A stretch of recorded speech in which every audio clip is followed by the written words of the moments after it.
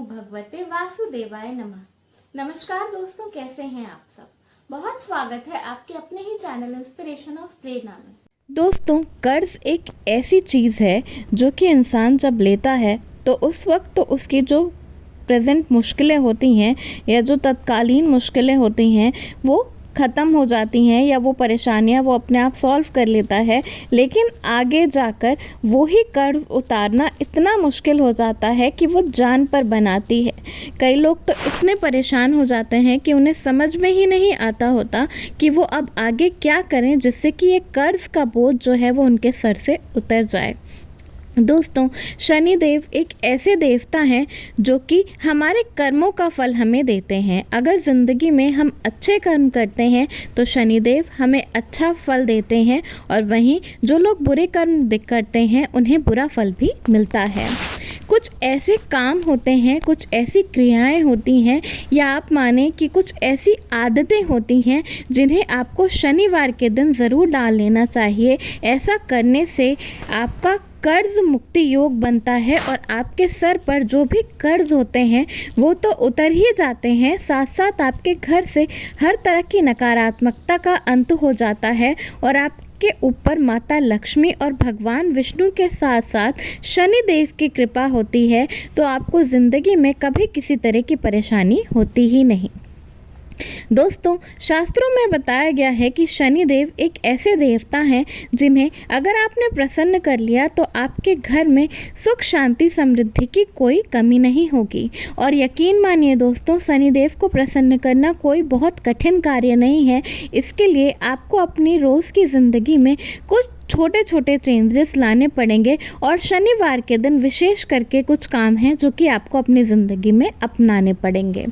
तो इसके लिए सबसे पहले शास्त्रों में बताया गया है कि शनिवार के दिन हर इंसान को, चाहे वो स्त्री हो या पुरुष हो, अगर आपके ऊपर कर्ज का बोझ बहुत ज़्यादा है तो आपको हमेशा सूर्यास्त से पहले उठना चाहिए।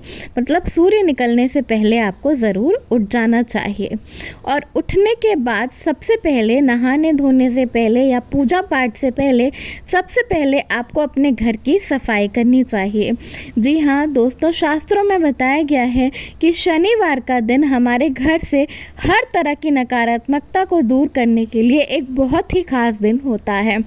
जब आपके घर में दरिद्रता होगी नहीं तो माता लक्ष्मी का स्थायी रूप से आपके घर में वास होगा। वो विष्णु भगवान के साथ गरुड़ पर आपके घर पधारेंगी और सदैव के लिए आपके घर में स्थायी रूप से स्थापित होंगी। तो इसके लिए आपको करना क्या है कि आपको अपने पूरे घर की सफाई करनी है। जाले मकड़े वगैरह बिल्कुल भी आपके घर में नहीं होने चाहिए। ये सब होने से घर में दरिद्रता आती है। इसके साथ साथ दोस्तों, शास्त्रों में बताया गया है कि जो भी आपके घर में टूटी हुई चप्पलें हों, या कई बार ऐसे होता है एक चप्पल का एक जोड़ा खो गया और एक बचा है फिर भी वो घर में पड़ी है, या टूटी हुई झाड़ू घर में पड़ी है, अलमारी, लकड़ी की अलमारी, तो ये सब बेकार की जो भी गंदी बेकार चीज़ें हैं, नेगेटिव चीज़ें हैं, उन्हें शनिवार के दिन आपको अपने घर से बाहर निकाल देना चाहिए। सूर्यास्त से पहले आपको ये काम कर लेने होते हैं। उसके बाद शास्त्रों में बताया गया है कि पीपल पर जल चढ़ाना शनिवार के दिन अत्यंत शुभ माना जाता है। अगर आप पीपल पर शनिवार को केवल जल चढ़ा देते हैं तो समस्त देवी देवता आपसे प्रसन्न हो जाते हैं। तो इसके लिए आपको करना क्या है कि सूर्य उदय के समय, मतलब सुबह के समय, आपको पीपल के पेड़ पर जल चढ़ाना है। पीपल पर पेड़ पे जल चढ़ाने के लिए आप एक लोटे में जल ले लें, उसमें थोड़ा सा काला तिल, चावल और दूध मिलाकर पीपल के पेड़ पे पूरब की तरफ मुंह करके जल चढ़ाएं, और उसके बाद माता लक्ष्मी को मन में याद करते हुए भगवान विष्णु के साथ साथ ओम नमो भगवते वासुदेवाय नमः का जाप करते हुए आपको पीपल के पेड़ की 7 परिक्रमा करनी है। परिक्रमा करने के बाद आप आराम से आसन लगाकर वहीं बैठ जाएं, और अगर आपको शनि चालीसा का पाठ आता है तो आप वो करें। अगर नहीं आता तो भगवान विष्णु और माता लक्ष्मी लक्ष्मी को याद करते हुए वहाँ पर बैठें और उनका जाप करें और उसके बाद हनुमान चालीसा का पाठ करें। ऐसा करने से समस्त देवी देवताओं की कृपा तो आपको मिलती ही है, साथ साथ आपके पितृ भी प्रसन्न होते हैं। जब पितृ प्रसन्न होते हैं तो कर्ज मुक्ति योग अपने आप ही बनने लगता है। इसके साथ साथ शनि देव भी आपसे प्रसन्न होते हैं। इसके साथ साथ शास्त्रों में ऐसा बताया गया है कि शनिवार के दिन शाम के समय आपको पीपल के पेड़ में एक दीपक ज़रूर जलाना चाहिए, जो कि सरसों का तेल का होना चाहिए। ये भी आपको पूरब की तरफ मुँह करके ही जलाना है। और उसके साथ साथ अपने घर के दरवाजे पर, अपने घर की चौखट पर भी आपको एक सरसों के तेल का दीपक जलाना चाहिए। ऐसा करने से माता लक्ष्मी अति प्रसन्न होती हैं। दोस्तों, शास्त्रों में बताया गया है कि संध्या का जो समय होता है उस वक्त स्वयं भगवान विष्णु और माता लक्ष्मी पूरी पृथ्वी पर भ्रमण करते हैं और जिस घर के दरवाजे पर दीपक जल रहा होता है उस घर में ज़रूर आते हैं। तो कम से कम शनिवार के शनिवार आपको ये काम ज़रूर करना चाहिए।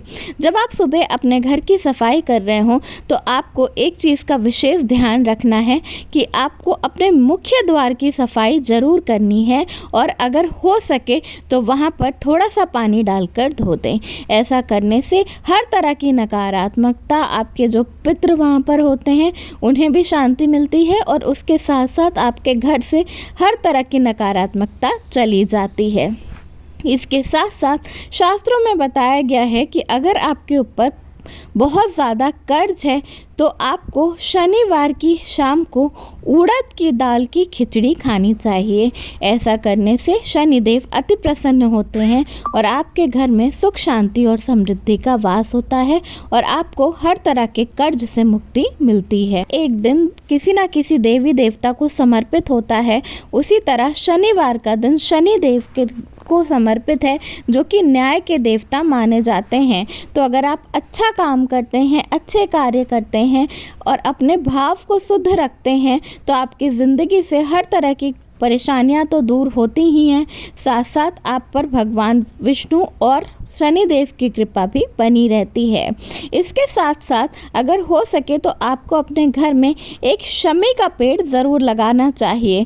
शनिवार के दिन शमी के पेड़ पर जल चढ़ाना और उस पर सरसों के तेल से टीका लगाना और वहाँ सरसों के तेल का दीपक जलाना अत्यंत शुभ माना जाता है। शमी का वृक्ष भी तुलसी के वृक्ष के समान ही पवित्र होता है और उसे भी एक लक्ष्मी रूपक वृक्ष माना जाता है। तो अपने घर में शमी का वृक्ष लगाएं। ऐसा करने से भी आपके घर से हर तरह की दरिद्रता और नेगेटिविटी दूर होती है। तो ये है कुछ काम जो कि आपको शनिवार के दिन ज़रूर करना चाहिए। ऐसा करने से भगवान विष्णु, माता लक्ष्मी के साथ साथ शनिदेव की कृपा भी आपको मिलेगी और आपके कर्ज मुक्ति योग बनेंगे। धन्यवाद। वीडियो पसंद आया हो तो लाइक कर ज़रूर करिएगा, दोस्तों में शेयर कर दीजिएगा, चैनल को सब्सक्राइब कर लीजिएगा। धन्यवाद। राधे राधे।